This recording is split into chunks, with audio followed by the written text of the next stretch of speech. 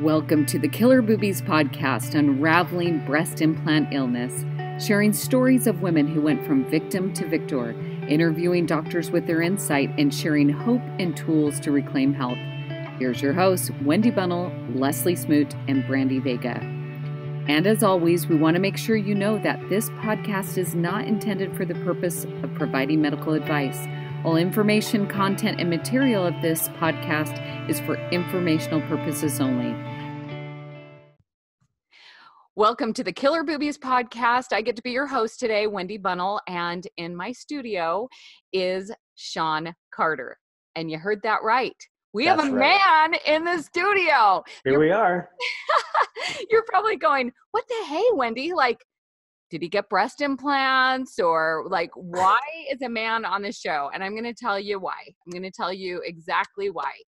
Because as women go through this breast implant illness journey, one of the main questions that we ask is, what's my husband going to say? What is his reaction? Is it going to be okay for him? And so we're going to explore those things. We're going to explore what they go through, because I can tell you right now that the caregiver goes through emotional issues too. There's an emotional roller coaster for them as well. Just along with the woman being the victim, that person who has no, they feel at a loss. Like, here you're watching someone you love fall apart, right? And there's not a whole lot you can do. So rather than continuing down that line, welcome to the show, Shawn. So happy to have you here. Thank you so much for taking the time to be here. Thank you, and you're welcome. It's my pleasure. I'm excited, a little apprehensive. I don't know. We get on, we used to get on a lot doing Facebook Lives. The camera doesn't like me as much as it does my wife, Lacey, but it doesn't like me as much as it likes Lacey either. Yeah, let's just throw it out there. She's gorgeous. And I have to tell you guys, this will put you at ease right now, Shawn, because, this class act right here, you guys probably notice if you watch some of the other podcasts, I don't have the pretty little decorations behind me, because I finally came to a realization that my office was not good audio quality. And so I have then resorted to my closet. I'm in my closet. I am. I have this, like, if you were to do this, ta-da, look at that. If you need to change your outfit right away. I know. If there's any issues, if I spill water down my shirt, I can just easily make that change. And so, quick little wardrobe change, and you're back at it. So, Shawn, you can just relax. You can totally relax. This is going to be an awesome conversation. It's one that I've really wanted for a long time, because my own personal husband, I know he went through a lot, but bless his heart, he has so many gifts. Communication and sharing his emotions is not one of those gifts. And so for me to be able to have a glimpse in the mind of someone who went through this as the partner is going to be really healing for myself, and really healing for a lot of women out there, and those that are considering this and want to know the questions, want to know the answers to those questions. Right. So let's start at the beginning. Tell us a little bit about you, because you're a great regular guy, live in a regular world, right? Like, tell us a little bit about you. Okay. So I grew up in a little town I grew up on a dairy farm. We had a ranch, rode horses, just normal, like, little country boy. Love it. Played soccer, did heavy equipment construction, started my own cabinet business. And then, I just about 9 years ago, I started doing insurance, Medicare insurance. So just regular Joe. And I feel things just like every other man out there. Yeah. You were saying your husband doesn't communicate very well. I don't know if I communicate that well, but well, but you're willing to be able to put yourself out there. Right. And see where this goes, see where this conversation goes. And I sure appreciate that, because that being authentic and vulnerable, I think takes a lot of courage. And I appreciate the fact that you're willing to be here and you're willing to share what's on your heart, to help someone else with their journey. And I think that that is very commendable. So thank you very much. You're welcome. And Yeah, thank you for having me on. It's an honor. I, absolutely.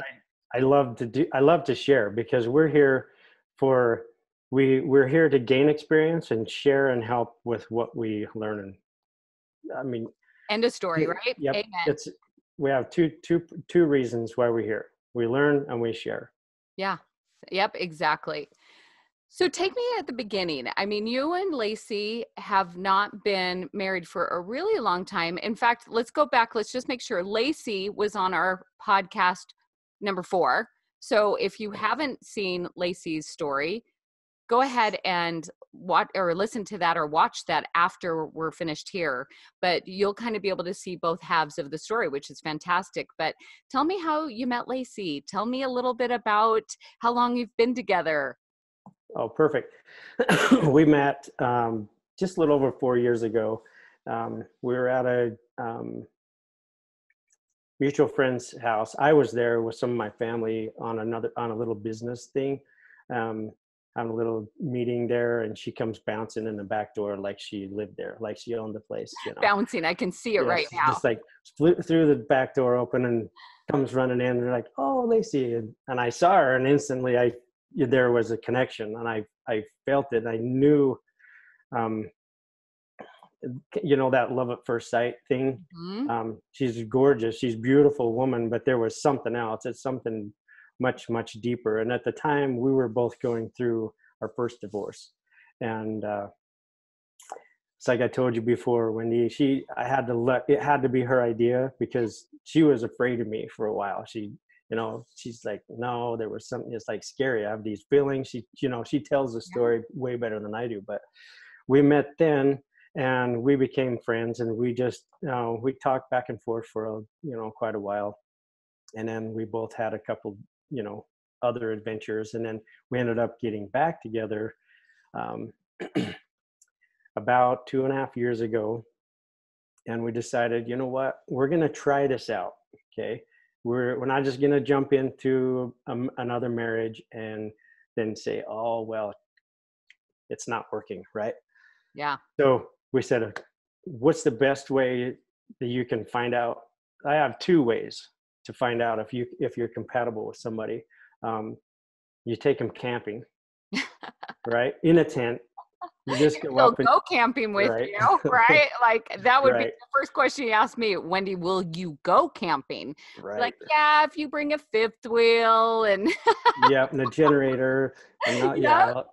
So that's one way, but she's like, okay, I know if we can travel around the world together, Mm-hmm. and then when we get back and we're done with that experience and we don't hate each other, we still love each other, then so we're like, all right. So we went to South Africa and Dubai, and I Neat. can tell you, when you're flying overseas out of the country, especially into some of that territory, you're faced with some pretty rough circumstances and stressful moments when the other person, you can see how they respond to stress and tension and anxiety and frustration. And it's like, okay, we got these bags. They said we could have 3 carry-ons when we left Seattle, but now we get to Dubai and we're going to South Africa and we can only have 2, Oh, and they can wow. only weigh so much money or so much weight, so many pounds. And so we have to check extra bags, move stuff around, and decide what we're going to throw away or leave at the airport for somebody else to take. Wow. That's And just pretty intense travel arrangements. I can yeah, imagine that would just be a situation. yeah. And then after you sit on an airplane for 24 hours, Mm-hmm. and then you sit on a bus for another 8 hours, Yeah. and you're exhausted beyond exhausted. Yeah. And we came back, and she's like, we didn't hate each other. So, we There you still, go. we worked together, and because it doesn't take too many hard experiences when you realize that, you know what, we're not meant to be. It's okay. You're awesome. But, you know, we're It going to was go. magic. It It was was. magic. You came back. You Mhm. eventually married, right? Yep. About a year and a half ago. 2 families, and you have a large family now. We do have a large family. Tell them how We many have, kids you have. right now we have 7 at home. We have 4 teenagers and 3 of them are girls. Wow. So we have 3 Wow. teenage girls at home, and I had 7, but I'm more used to that because I had 6 girls and 1 boy. Oh my goodness. So I was a little more used to that. Lacey, she had 1 brother growing up, and then she had 4 kids, and so yeah, we have quite. It's kind of funny. We always say this, but we're like, where are the cameras? Because we'll be doing stuff here at the house, and it's just no one would ever believe it unless you see it. So we just need to get cameras set up all around because it's You kind guys of could fun. be the next reality show. We've got it planned. The Carter clan. Yeah, So, we actually had a film, or they were doing like another Brady Bunch, a modern day Brady Bunch, and we were gonna do that, but then we had some other things going on, so we opted out of doing that. But oh, yeah, well, there it's you fun. go. So It's you crazy are, fun. in our purposes here for this podcast, you're the modern day Brady Bunch, and Yeah, you've been able to put this family together. Things are going well, but Lacey's having some health issues, right? right. Lacey's having some struggles. Um, what did you see as a perspective of a spouse watching your loved one, the one you've traveled around the world with, the one that you've put this family together, really starting to slide in terms of her own health?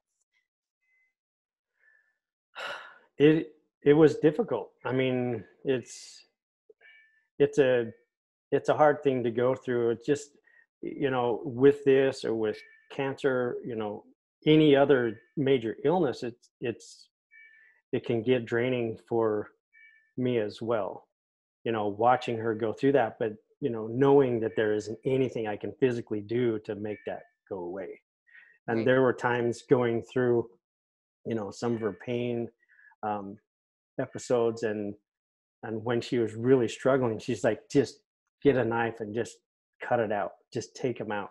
And Mm, it was that bad. And I'm like, you get to that point where like I would actually do this if I didn't think I would, hurt her, yeah. because you're just feeling the pain, emotionally and spiritually.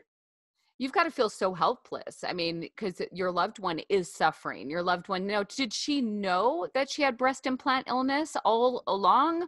Or was it something that she pieced together as she put the puzzle and discovered new things that solidified this idea that she had breast implant illness? Yeah, I think she pretty much knew by the time we got together. She had, kind of figured that out. And as we got together, we did our, some traveling. We had took that big trip, and then when we got back, and then it just progressively got worse, um, with the major pain in the right breast, and uh, even driving on the road, and the rough road, because in my truck it's pretty stiff suspension, so it was like, oh, every little bump, everything was hurting all the time. So it it was it was disheartening for me as well, because it's like you said, I feel hopeless, or Yeah. like you want to protect, you want to take care of, and that's kind of the man's job in a sense. Not that the woman can't do it. I don't want to take anything like that away from the woman, but it's I'm there to help, to support, to take care of and protect my wife, right? Right. And at that point in time, there isn't anything I can do. And Yeah. she knew kind of what was going on, and she had discovered and been down that road of breast implant illness, um, because of the symptoms that she dealt with, and the progress that she'd made from the time when she was writing her kids the stories to say goodbye, because the doctor pretty much told her, you know what, just go get your affairs in order, and say your goodbyes, write your letters, and then she got a new zeal for life, a new zest, this passion or this some trigger flipped inside of her. And she's like, no, this isn't how I want to end my life. And my story is not, this is not how I want it to end. Yeah. And so by the time, we got together, she did know, and we were looking at options, what we need to do, um, to save up money, get it figured out. Cause the insurance isn't going to cover that, Yeah, which is for so unfortunate. And that's something Mhm. that at one point, as we band together, maybe we can get that changed and policies changed, understanding of breast implant illness changed so that women that are struggling and that end up having this as part of their journey with their implants can maybe get some financial assistance because it is really expensive.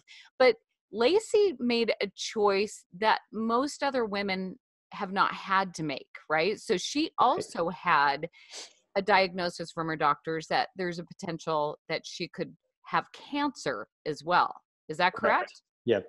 Yeah. So as we were going through this, we're like, we're figuring out, we're getting prices for the doctor, the surgeons, the hospital, getting everything lined out that way.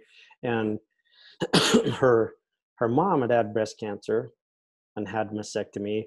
Her grandma's on both sides, and then she had an uncle pass away from pancreatic cancer, which is linked to breast cancer. Mm-hmm. And so she has 5 or 6 plus family members, close family members that um, have either had mastectomies or had breast cancer and died from that. So we decided we're going to go in, we're going to have the genetic testing done, and it came back that she was positive for 2 genetic markers. They weren't the BRCA, they were another, I can't remember, the RAD 50 or 51, something like that. I don't remember exactly what it was. Okay. And then there ended up being one more that came through, and then she got another cousin or aunt, another relative was having colon issues. Mm-hmm. Um, so I'm like, that's it. I don't care if you have boobs or not. They're coming off. Mm-hmm. As far as I'm concerned, because I told her, I said, I would rather have you for the next 50 years than have you with boobs for the next 3 to 5, 10 years, maybe. Yeah. We just never know. Because with her, it really wasn't a matter of if, but when, because her chances were so high. And with the prophylactic mastectomy, if we go in and take that, we do a preemptive strike against cancer. Mm-hmm. This is a twofold surgery because we're getting rid of the implants, which is our goal, to get rid of those symptoms so her body can start to detox and heal, that she can feel better, so she can enjoy our trips, our vacations, our family, and not have to hide the pain, not have to suppress that down, and that she can actually, fully enjoy life.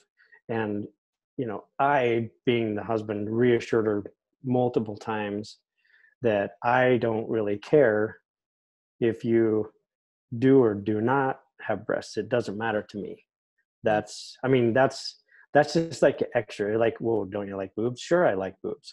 Because Mm-hmm. she asked me, we did a Facebook Live, and she said, so are you a butt guy, a boob guy, or a butt guy? And I said, I'm actually an eye guy. The first thing that I look at is I look at their eyes. You Mm. know, but next time I get asked that question, and if they ask me if I'm a boob guy or a butt guy, I'm going to say yes. Okay. I love that. And I like that you bring that up because, quite honestly, when I shared my story, I did get my breast implants because here's an A cup girl. My husband was a boob man, always has been a boob man. He loves the Pamela Andersons and the Dolly Partons, and the bigger, the better, right? And so that was one of the reasons why I got them. So when I was putting the pieces together and I finally got the download, because my breast did not hurt. Every other part hurt. I had fibromyalgia, I had Hashimoto's, I had brain fog, I had neurological issues, I couldn't sleep, I had hair loss, I had UTIs, I had gut issues. In fact, I had so many issues, I quite honestly thought I was a hypochondriac. And I'm sure Right. my husband thought I was. He was like, how can you feel this yucky in every Right. single part of your body? And every time you wake up, you have something new. And Hmm. I honestly thought I was going crazy. And so we finally put the pieces together and we knew that this was the root cause of what was happening to me. My first thought was, what is he going to say? Like, I love my boobs.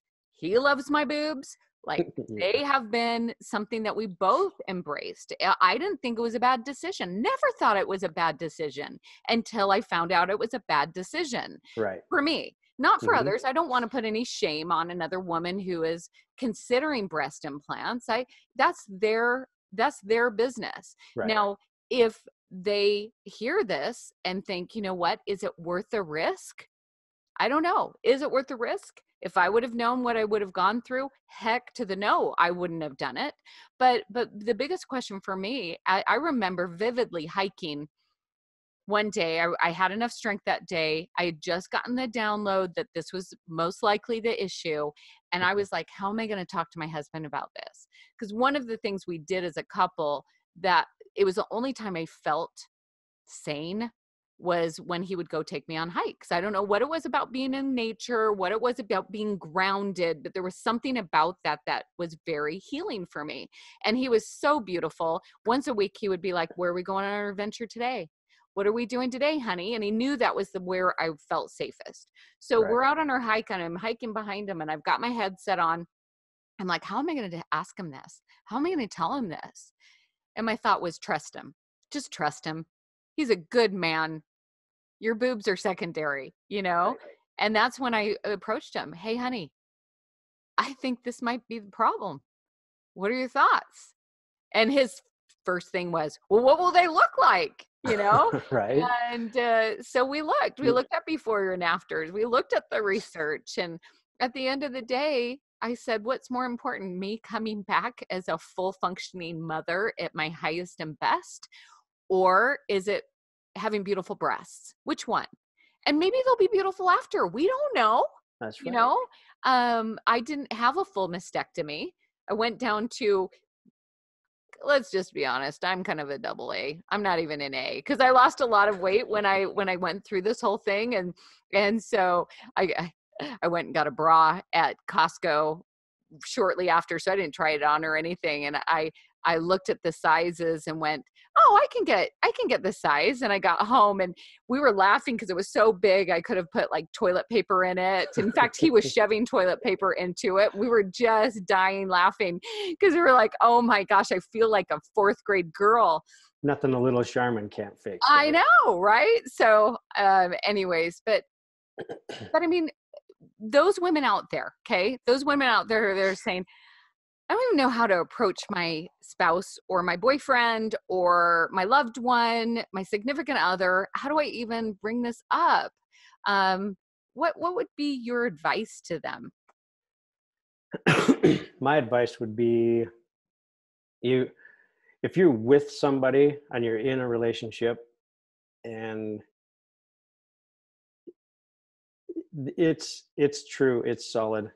um, One thing that Lacey and I try to do, and we're working on it every day, but it's open communication. Be honest and be open, and it's content communicate.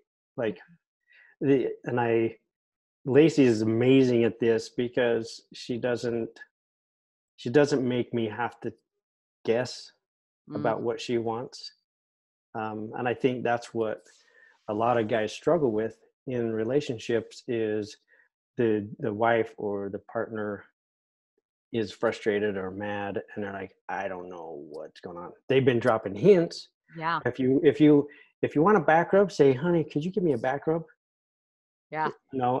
Or what I'm saying. But I just say go straight up and just talk to them. Just like everything that I do with her, it's with full intention. I mean, we don't half-heartedly go in anything that's of significance in our relationship. We have fun and we joke, and scare each other, practical jokes, pranking, different things. But anything that's really important, it, it it's imperative to be honest and just trust this, like you said, just Yeah. trust them. And honestly, I think that has brought us closer together because to watch, if I can say this without getting too emotional, to watch his unconditional love, no matter what I look like or what matter how I show up in this world, that I as a human being is more important than any single individual part of me. The respect Absolutely. meter went way up. In fact, after we had done quite a bit of research together, he told me this was only over a weekend. When I share my story, mine is pretty unique. I didn't go through months and months and months of consultations, research, get my breast implants out a year later. I got the download, and I believe it was a God thing. And literally 3 days later, I'm in a consultation, and 12 days later, I am having an explant. It just doesn't happen that way for most people, but it did for Correct. me. Mhm. And after the 3 days of research and downloads, my husband did turn to me and said, well, when are you going to schedule it, sweetheart? It's time to do this. And that green light meant everything for me. So if you're a spouse or you're a caregiver, you're that significant other that isn't necessarily going through breast implant illness, but you are our support system for that person, having the knowledge that someone is 100% behind you makes all the difference. Oh, I can't imagine going through this alone. I can't imagine having any sort of resistance on the other part of the other half.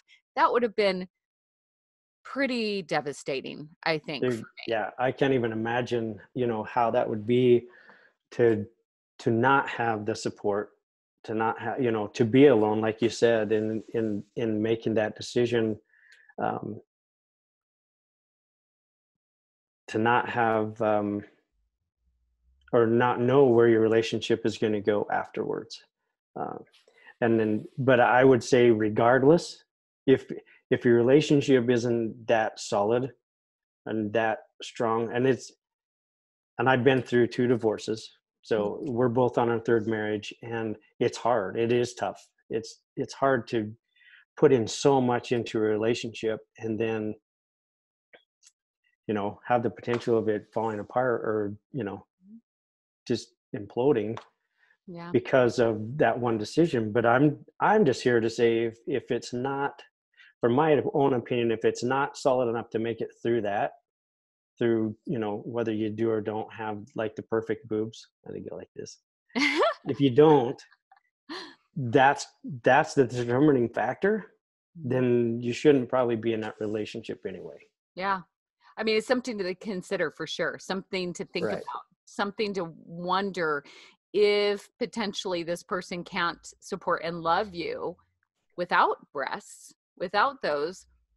Is that person supportive in a general sense, as a Correct. equal partner, as someone who's going to be your champion? And obviously we don't want to give any advice for anybody out there, right? Right. But it's something to consider, something to contemplate and think about, right? So the way, honestly, the way I look at it and the way I came across, I mean, it was automatic for me, but my train of thought is, what if I was in that Hmm. situation, in that condition, in that position?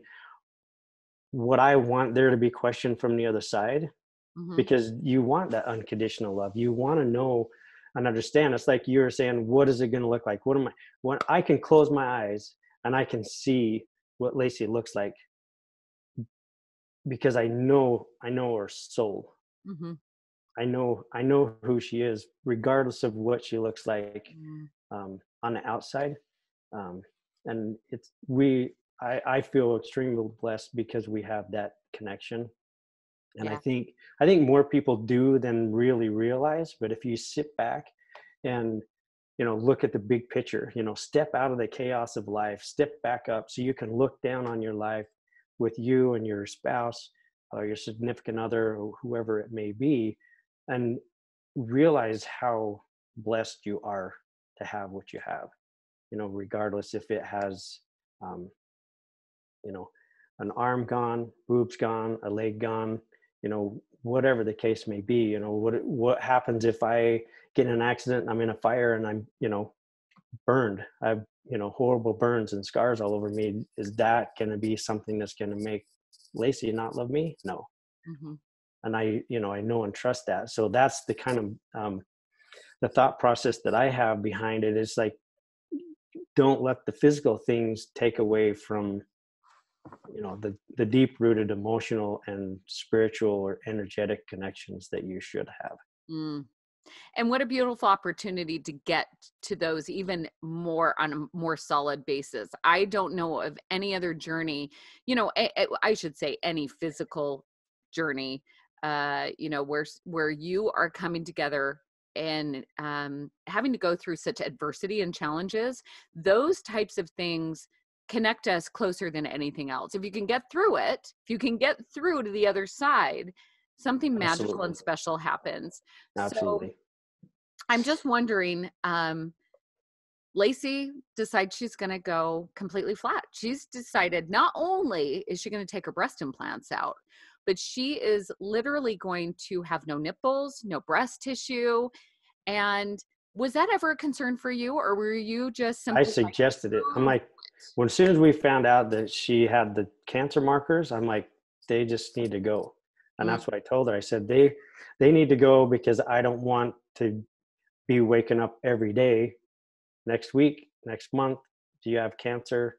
Because there were a lot of them that had issues with cancer before they're 40. yeah. And so that was like, it's right around the corner. And I was like, they got to go. I don't care. Oh, that's I so want you. awesome. That's so awesome that you were right there with her. I want to know, after she wakes up and she sees that her breasts are gone, how emotional was that for both of you? How emotional was that for Lacey? How emotional was that for you? Um, I don't, there was some, I'm not saying that there wasn't some emotion. And it's like you said, you don't know, what is it going to look like? How is it going to be? And obviously right after surgery, she had the mastectomy, she had her drains in, and, it was different, but we, fortunately we'd been able to kind of, in a sense, prepare ourselves for this. Mhm. Um, so we knew we knew what kind of what to expect. Mhm. And it's not like I saw her and I was like, oh my gosh, I had this shock, but I have to suppress it. It it was different. I'll just say that. It's not hard for me, um in that sense, to say I have to look at you differently now because you don't have, triple D boobs, or, C's, or whatever size you had. I don't, and I think even if your husband is a boob guy, right? Yeah. The Pamela Anderson, Dolly Parton, the bigger the better. I still think, there is that moment where you see that maybe for the first time, and then it's like, eh, it's it's not that big of a deal. Yeah. For you, Wendy, to get up, and I think for most women, I think when you get up and you say, oh my gosh, I need to put my makeup on, I look terrible, but your husband doesn't see that. Mhm. He's like, you look great without makeup, Yeah. with or without, either way, right? Oh, I fully agree with that. Yeah. And I think the woman feels more that way. I think it had maybe a little more effect on her, and it does, because that's part of you that's gone. That's something that's been taken away, that you no longer have. um, so I think, not not to diminish it down to, as simple as either I have my makeup on or I don't have my makeup on. You feel a lot better when you make yourself up, you put your makeup on, and you get a dress on, you go out for a nice night on the town. Yeah. But I think that I think that you look at that with a little bit different perspective because that's part of you. Yeah. I do have to say, I'm going to throw this out there because in our case, I believe my husband and I both grieved a little bit over Mhm. it. I mean, when my breast implants were out, not so much like I look at myself and I go, "Oh my gosh, my little warrior princesses, they're back. I love them." And they were fighting this battle I knew nothing about, right? So I really appreciate them. They look different. But you know, I've had a conversation and I know that there's this really weird dichotomy of I'm grieving the loss of them, a- and I feel a little guilty about grieving them because they made me sick, right? And my Right. husband is also. I miss them, but they almost killed my wife, right? So Sure. there's this dual relationship of I'm glad they're gone, but I'm still grieving them. And I looked at him the other day and I gave him permission. I said, "Honey, I want to give you full permission to grieve them. It's okay if you grieve them. I know that you didn't know. I didn't know they would make me sick. We didn't go into this sacrificing my health so that we could have more fun in the bedroom. That wasn't the purpose. And yet ended up what the cost of making that decision ended up being. And he knew that I made that initial decision for him. So there's that guilt too. She wouldn't have made that decision if I wasn't a boob man, right? Right. And so there's all these emotions. I guess what I'm trying to say out there is it's okay. Feel the feels. Oh Feel the yeah. feels, ladies and gentlemen. It's okay. Yeah. And So I'm not saying that it's like you said, it's not that when you get into those intimate moments and you're like, oh, there's nothing there, yeah. but and because you're used to it, you you give your wife a hug or come up from behind, and it's different. um it's not the same as far as the feel and the physical part of it, Mhm. and fun in the bedroom, whatever. uh, and but that's the intimacy part of the boobs. um and to say that I don't miss them, that would be a lie. Mhm. But to say, that I not to say that I grieve not them being there, Mhm. but it's a different. It's just a change things up a little bit. Change your routine, whatever. But it is it is different. And thinking, if you're a boob guy, or that's something that you really like, right? Mhm. Um, then you just kind of have to change your perspective. Mhm. But there will be times and moments when you're like, oh, they're not there anymore, but it's okay, Yeah. right? Yeah. I've loved this discussion, Shawn. I really appreciate hearing your perspective. First of all, I have such respect for your love for your wife. She's such a lucky woman to have someone who is a cheerleader and a champion for her, no matter what. And that's what we're all wanting, right? We all want that relationship where the other person is saying, I love you more than any part of you individually. I want you to be healthy. I want you to show up in this world and be able to do all the things that you have set, all the goals, all the beautiful events and experiences that are awaiting you. And you can't do that if you're sick. Right. And so, with that being said, do you have any final thoughts for that man out there or that woman out there? Is there anything else you just want to share that maybe we didn't talk about, that you want to just leave with us as we part here? I would say